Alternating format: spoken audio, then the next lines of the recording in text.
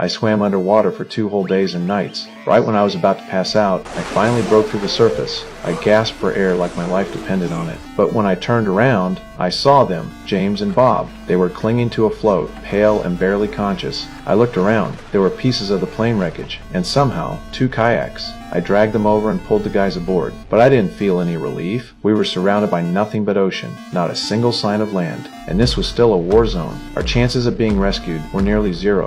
James and Bob started to break down. They were sure we were going to die. I checked the survival pack. 2 chocolate bars, 3 bottles of water. Could have been worse. If we rationed it right, we could last maybe 2 weeks. So we started drifting through the Pacific, with no direction and no plan. At night, we curled up in the cold, damp kayak to sleep, but soon, a strange bumping sound woke us up. Sharks. Not just one, several. They circled us over and over. None of us slept that night. Thankfully, they left by morning. At sunrise, I saw a rescue plane flying overhead. Without thinking, I fired a flare. James dumped green dye into the sea, trying to make us stand out in the blue water, but the plane was flying too high. From up there, we were just specks in the ocean. I fired another flare. Still nothing. The plane flew farther and farther, leaving us staring at the sky in silence. Then it got worse. The chocolate was gone. Only a few empty wrappers were left. I shouted at James. He kept his head down, said he couldn't take the hunger anymore. I was furious, but there was nothing else to do. By day 4, we were all losing it. James hugged his knees, crying,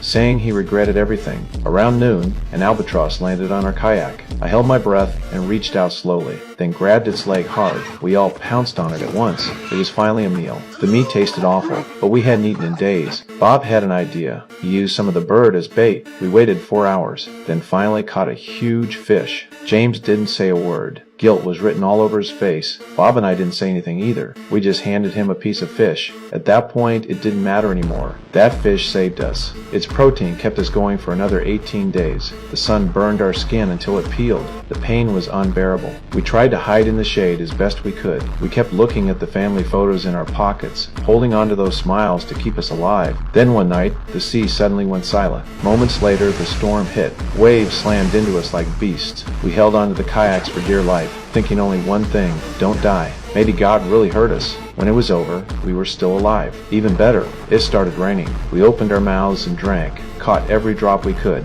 Water was no longer a problem, but we hadn't caught a fish in days, so we came up with a new plan: go after the sharks. I waited for the right moment, then grabbed one by the tail. With all our strength, we pulled it onto the kayak.